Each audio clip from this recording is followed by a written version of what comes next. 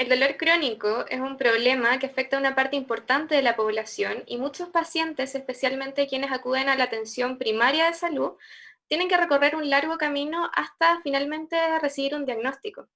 Para conversar sobre este tema nos acompaña el anestesiólogo y especialista en medicina del dolor del Hospital Militar y Clínica MEDS, Norberto Bilbeni, quien además fue presidente de la Asociación Chilena para el Estudio del Dolor. Doctor, muchas gracias por acompañarnos. Hola Camila, buenas tardes, encantado de poder acompañarlos. Muchas personas desconocen que el dolor crónico es un problema que afecta a mucha gente en Chile. ¿Cuál es la prevalencia de esta patología en el país y cuáles son las características que definen un dolor crónico? Bueno, mira, el dolor crónico, nosotros en nuestra asociación, la Asociación Chilena para el Estudio del Dolor, hicimos un estudio de prevalencia súper importante en Chile, y la prevalencia del dolor crónico es bastante alta, es un 32% de la población general. Estamos hablando prácticamente en Chile, pues, alrededor de 5 millones de personas, ¿ya? Por lo tanto, este dolor crónico que uno a veces no lo vislumbra tan bien es súper prevalente y es probablemente el principal motivo de consulta a nivel de la atención primaria. ¿Cómo lo definimos nosotros? Básicamente el dolor crónico parte como un dolor agudo, ¿no? Un dolor, por ejemplo, un lumbago agudo, ¿no? Y este dolor lumbar que es agudo se va con pasa muchas veces el origen de este dolor. O sea, por ejemplo, tú tienes una contractura muscular producto de un esfuerzo mal hecho, etcétera. Tienes una contractura muscular o haces un componente inflamatorio de tu columna, no sé, una artrosis facetaria con una componente inflamatorio, en fin, una discopatía. Tienes un intenso dolor de espalda y eso es un dolor agudo. Un dolor dental también es un dolor agudo. Parte siempre el dolor crónico con un dolor agudo que si pasa la causa que lo originó, que muchas veces, por ejemplo, tú tienes, no sé, el dolor lumbar agudo, normalmente, la gran mayoría de los casos pasa en 3 a 5 días, 7 días. Pero si ese dolor persiste en el tiempo, ya estamos hablando nosotros de un dolor crónico. También hay una convención a nivel internacional y mundial que decimos que el dolor crónico es aquel que dura más allá de 3 meses. Pero en realidad el dolor crónico es aquel dolor que partió por una causa, pero que posteriormente la causa pasó, el origen pasó, y este dolor se cronifica, persiste en el tiempo.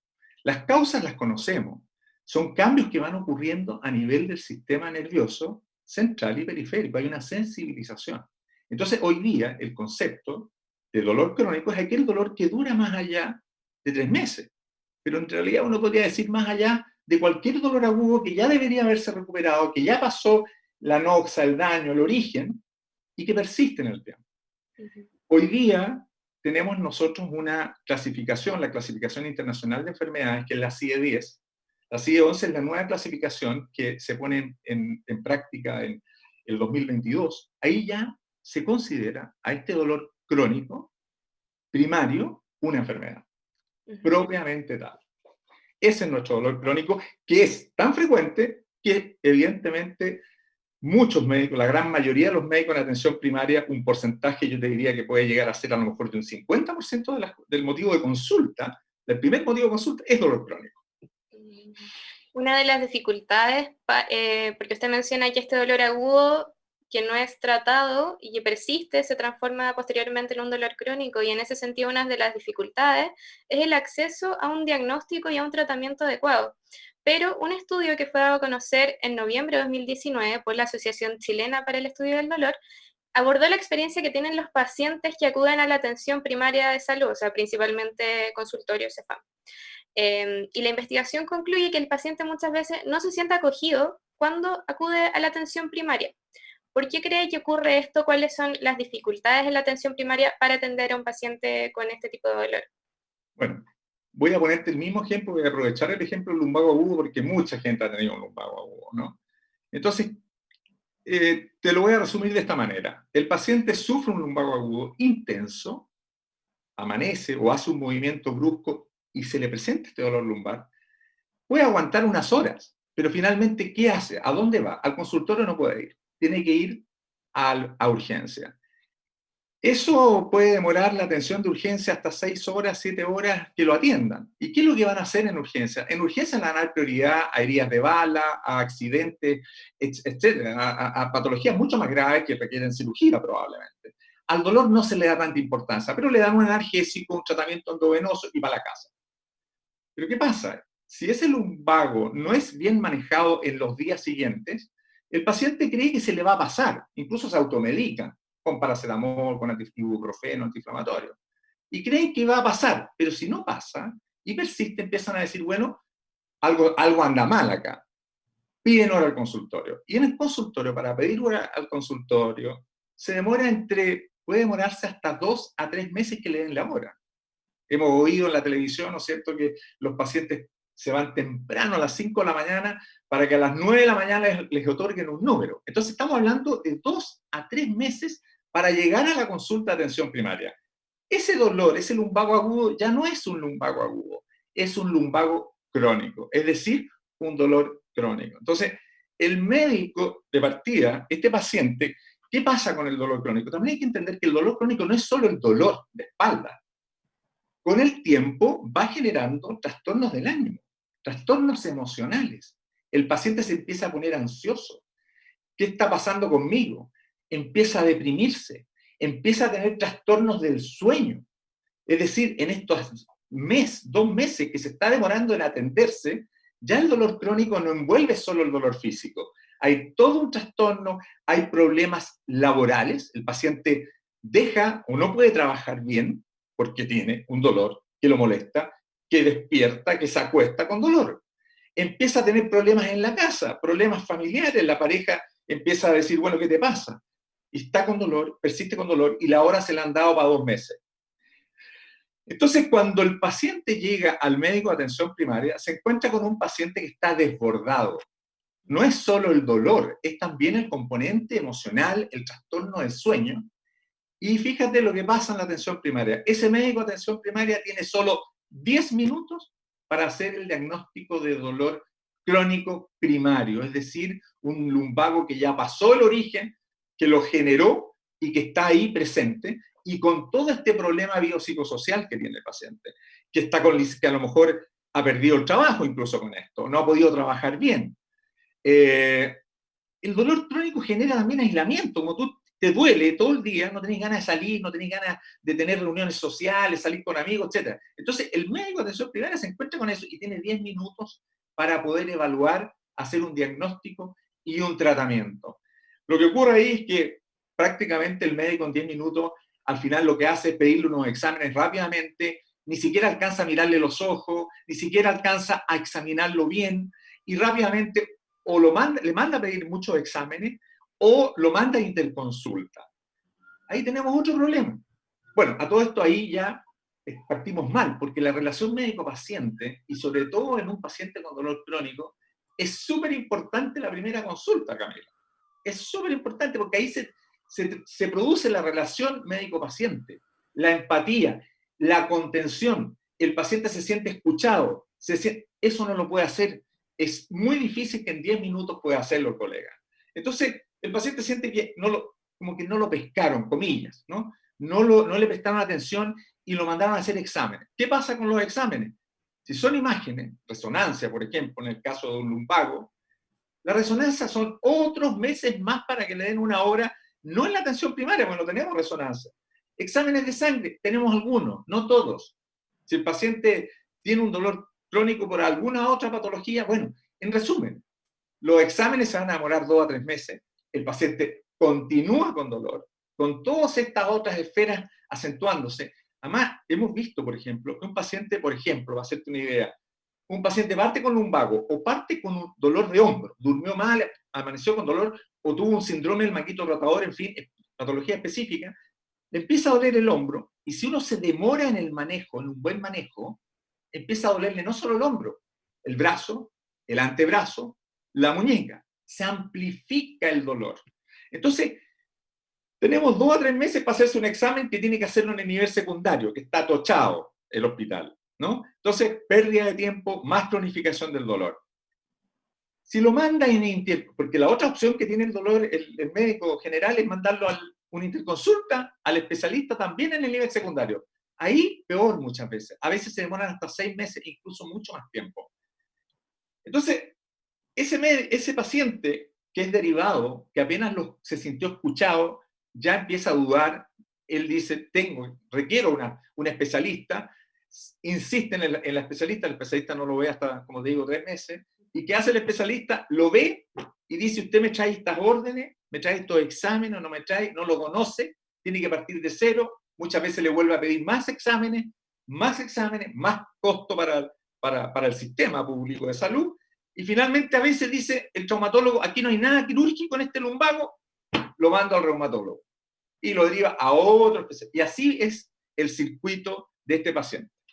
O sea, pueden pasar años antes de que el paciente es finalmente diagnosticado. Y esto me imagino que tiene un impacto también en muchos pacientes que se resignan finalmente a vivir con dolor.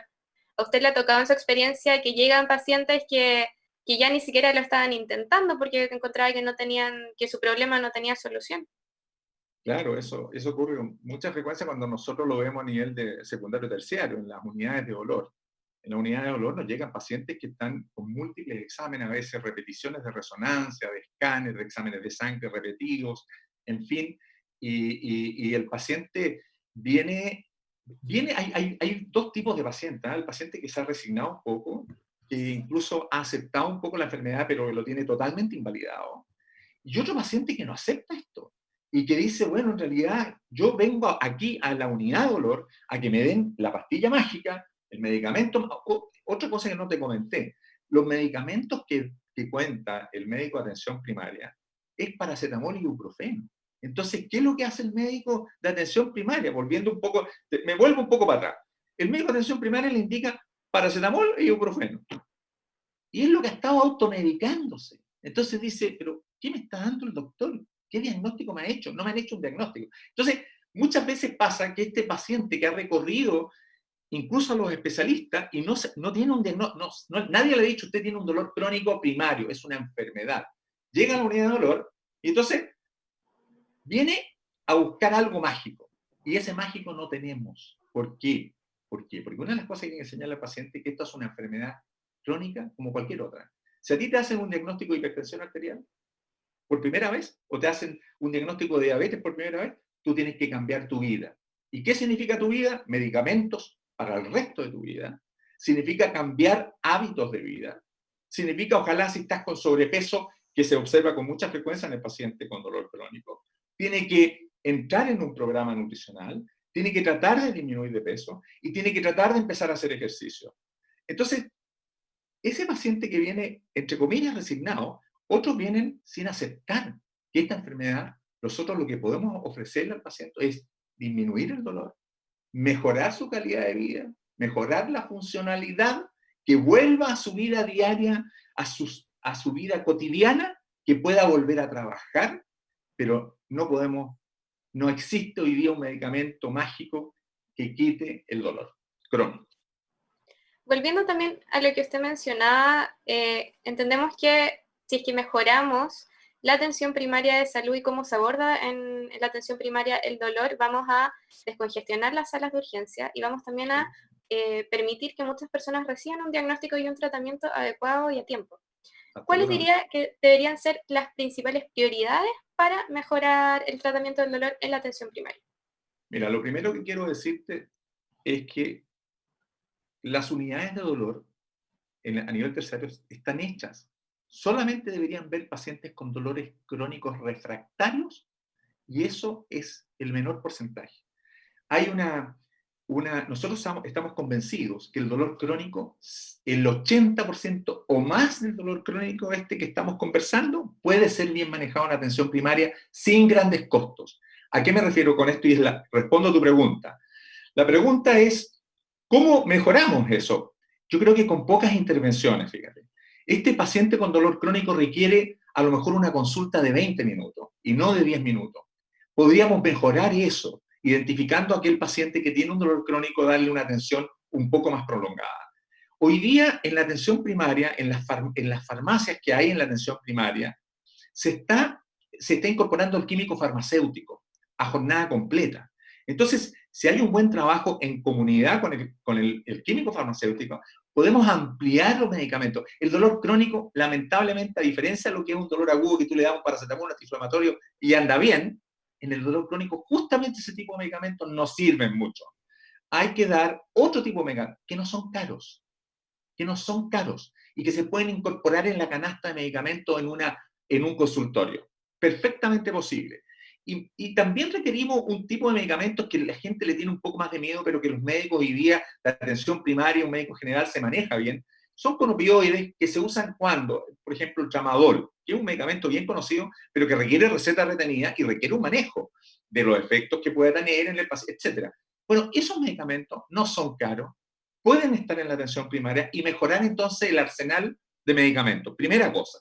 Segunda cosa, que resulta que en la atención primaria tenemos programas de rehabilitación. Hay salas de rehabilitación manejadas por kinesiólogos, incluso con terapeuta ocupacional. Ahí podríamos perfectamente integrar a estos pacientes con dolor crónico, fortaleciendo un poquito estas salas de rehabilitación y dándole un tratamiento un poquito más integral. Y por otra parte, pues, Camila, podríamos darle además salud mental. Hay programas en la atención primaria de salud mental. O sea, tenemos psicólogos. ¿Para qué nos sirve el psicólogo? Mira, para psicoeducación, para decirle al paciente no tenga miedo. Esto usted tiene que volver a reinsertarse, tiene que volver a moverse, tiene que aprender a vivir con el dolor, no intenso, pero a vivir con el dolor y a mejorar su funcionalidad. Todo eso lo puede ayudar un profesional de salud mental, ayudar al kinesiólogo. Entonces, tenemos hoy día una serie de técnicas de autocontrol del dolor que en la atención primaria pueden ser resueltas. Ya tenemos los recursos. Es ponerle un poquito más de recursos para absorber a ese 80%, educar un poco más al colega. ¿En qué sentido? En decirle, esto es un dolor crónico primario, con estos elementos mínimos de exámenes tú descartas otro tipo de patología, y con esto, este es más o menos el tratamiento farmacológico, pero lo importante es la rehabilitación, lo importante es que el paciente aprenda al autocontrol. Y eso lo tenemos en la atención primaria. Es decir, este programa de atención al paciente con dolor crónico se lo podemos ofrecer perfectamente en la atención primaria, haciendo pequeñas modificaciones y con pequeños costos. Porque piensa tú una cosa, si el paciente entra en este juego del nivel secundario que hemos hablado, significa resonancia, especialistas, eso tiene un costo elevadísimo. En cambio, esto lo podemos manejar ya desde el nivel primario. Otras cosas importantes que hay que decirlo, sobre todo ahora que vivimos en este tiempo de pandemias. Resulta que hoy día la telemedicina está saliendo con mucha fuerza. Estamos todos aprendiendo telemedicina. Hoy día la telemedicina nos hemos dado cuenta que sirve de mucho. Por ejemplo, la internet. Hoy día, incluso los pacientes lo hacen. Buscan en internet, en YouTube, videos de ejercicio. Y hay ejercicios para la fibromialgia, hay ejercicios para el lumbago, hay ejercicios para el hombro doloroso. Incluso, por ejemplo, nosotros en la clínica MEDS, si tú te metes en la página, hay videos también destinados a eso. Nosotros como médicos de atención primaria, si yo soy médico general y tengo un listadito y le digo, mira, estos videos que hay en YouTube, que son gratuitos, que son de la universidad tanto, que están evidenciados, que son excelentes videos, tú te pones a hacer ejercicio en la casa. Eso el paciente hoy día lo puede hacer con costo cero. Entonces, hay herramientas hoy día que podemos implementar rápidamente y mejorar esto en la atención primaria. Y que van a tener un impacto muy importante para estos pacientes que viven con este problema. Doctor, le quiero agradecer mucho por su tiempo y por haber conversado con nosotros. Encantado. Muchas gracias por la invitación y que haya aportado con estas cosas. Muchas gracias. Muchas gracias. Adiós. Y a todos los dejamos invitados a seguir conectados en EMOL TV y seguir informándose en emol.com.